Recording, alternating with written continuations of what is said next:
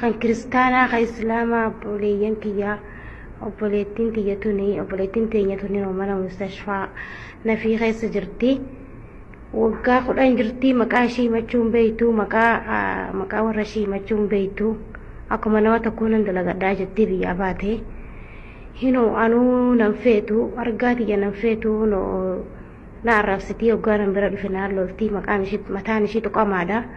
Qaamni ishii hunilleen irruu qabaa miilli ishii hunilleen kee dhaabbatuu fi riyaad irraa asitti darbanii mustashfaa baadiyyaa shumeessi jirti. Baadiyyaa nafii jirti. Obboleeyyan kiyya intala tana ambaasii biraan ga'a ambaasii Itoophiyaa biraan ga'a. Ambaasii Itoophiyaa biraan ga'a hadaraa yaa obboleeyyan kiyya rabbiif jecha kan islaamaa kan kiristaanaa dirmadhaaf yaa. Hayyaa jireenya biyya ormaa nyaannan tun nama nyaatti. Akkuma viidiyoo irratti argaartan obboleettiin keenya kun akkuma siin hin dalagadhettee biyya Saudi Arabiyaa dhufte. Erga Saudi Arabiyaa dhufte waggaa 10 kana keessatti miciyyoon tana dhukkubeetti mustashfaatti darban jedhani madaamin ishii mustashfaatti darbite.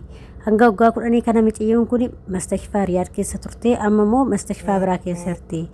Adaraa keessa maaloo miciyoo kana mirmadhaa'ii maqaallee beektee himamtu sammuutu tuqamee jira. Maqaas dandeessee himachuu hin beektu. Nama arrabsitisii. Adaraa maatii isheetis yoo beektan akkasuma immoo imbaasii biraan gahaa jedhanii jiran. Ashamaa akkam jirtu hordoftoota kabajamtoota chaanaala kootii kan biyya keessaa kan biyya alaa bakka jirtanitti nageenya waaqayyoo isin haa baay'atu. Akkam jirtu kana obboleettiin keessan nagaa guutuun qaban galata waaqayyoo isin jechaa. Egaa warroonni immoo chaanaala kiyya faaraa taatan sabskiraaybii gochuudhaan maamila keenya ta'aatiin nu jajjabeessaa isin jedha. Akkasuma warroonni ta'aa jirtanis naaf galatooma ulfaadha isin jedha. Egaa akkuma beekamu nuti akkatti baanu malee akkatti gallu hin beeknu hunduma keenya waaqayyoon hojii haa ta'u. Akkuma viidiyoo jalqaba dhageessan irratti obboleettii keenya tokkotu bira dhaqee viidiyoo kana waraabee gallakkise jechuudha. Hedduu takka laphee nama cabsaa maaliif hundumti keenya iyyuu tokkuma jechuudha. Kunis obboleettii keenya kan nu bira akkas taate akkuma anaati akkuma si'iiti nan dalagadheetteeti kan biyyaa baate. Garuu immoo biyya ormaa keessatti wanti kun qunname erga qunname immoo maqaa ishiitti himachuu hin dandeenye maqaa maatii ishii himachuu hin dandeenye dhukkuba sammuutiin maraatti jechuudha. Inna kanaaf akkasuma namoonni beektanii yookiin immoo maatii isaanii yoo beektan miciyoo kana yoo beektanii adaraa keessa sheerii walii godhaati yoo dhuguma ati namummaa taate jechuudha. Yoo dhuguma namummaa sitti dhagahame lammummaan keessatti dhagahame dhiigummaan keessatti dhagahame akkasuma immoo ati mammochee mana madaamii gaafa taatu adaraa kee walii mirmadhaa. Adaraa keessan adaraa waaqayyoo adaraa rabbii dhugaa waaqaa jechuudha. Hedduu laphee nama caba dhugaa rabbii ijoollee kanatti biyya ormaa keessatti ciccitanii hafanii otoo maatii isaanii gogga'anii hafanii jechuudha.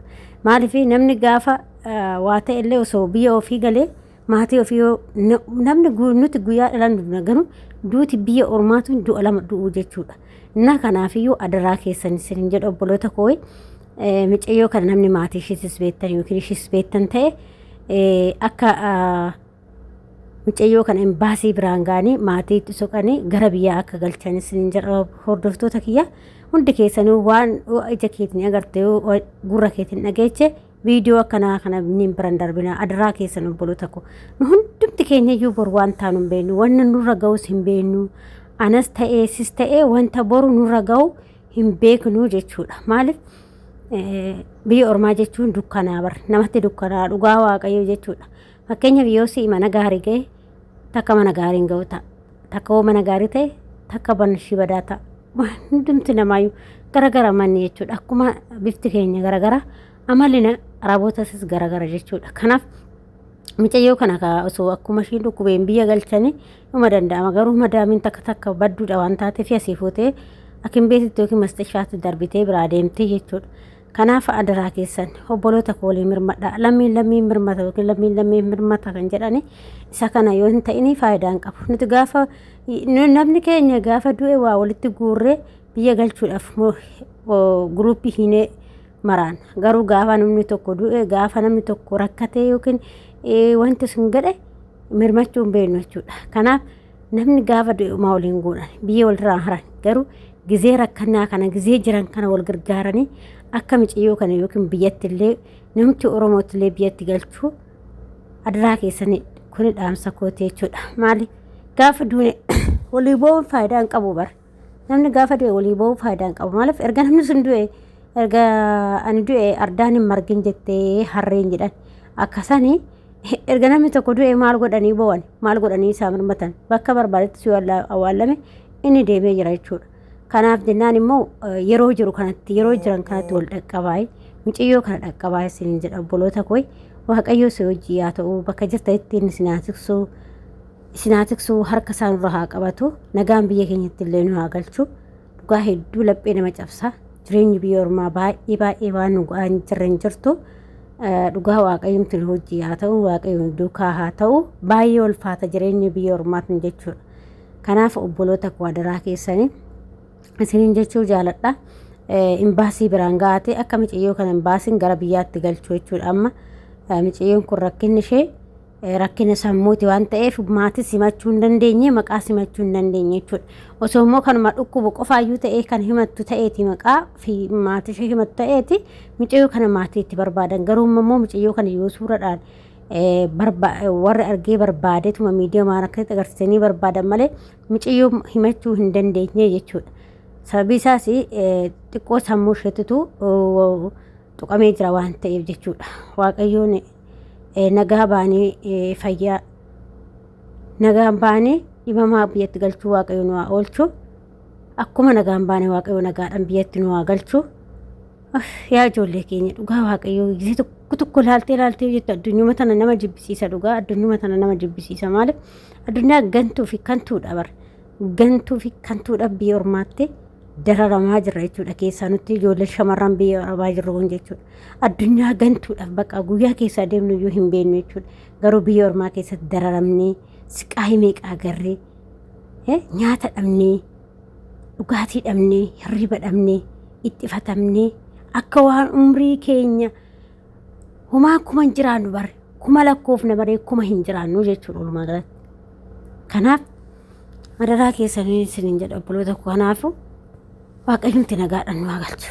Bara maal keessa akka jirru sin beeku bara nuti biyya ormaati baanee dalagnu odoo jireenyi biyya keenyatti nuti tolteenus biyya ormaati maal goona.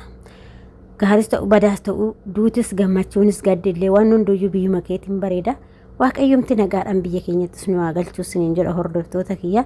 Akkasuma isinillee waaqayyoon bakka jirtanitti isin duukaa haa ta'u adaraa keessa viidiyoota akkanaa yoo agartan namni tokko biraan darbin dhuguma yoo gara sitti dhaga'ama ta'e biraan darbiniiti sheerii godhiya wanta dhimmi ilaallatu biraan gahaa akkuma mucayyoon jetteeyyuu imbaasii biraan gahaa imbaasiin mucayyoo kana bakka ishiin jirtu kana fuudhee akka gara biyyaa galchu maaliif biyyatti maatiin illee itti suqamuu danda'a waan ta'eef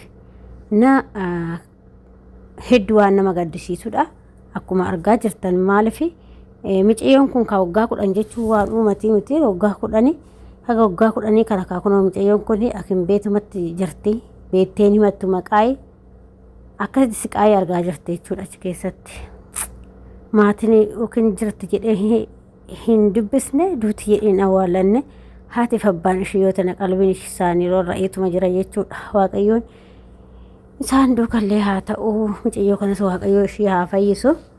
Obboleettii keenya waaqayyo si haa fayyisu fayyaa guutuutti waaqayyo si haa deebisu siin jedha hordoftoota kiyyaa warroonni immoo yaadaa fi qeeqoo qabaattan koomentiiratti barreessaa akkasuma immoo warroonni chaanaala kiyyaaf isaara wanta taatanii sabskraayibii godhaatii nu jajjabeessaa siin jedha nu gargaaraa siin jedha waaqayyo harka diina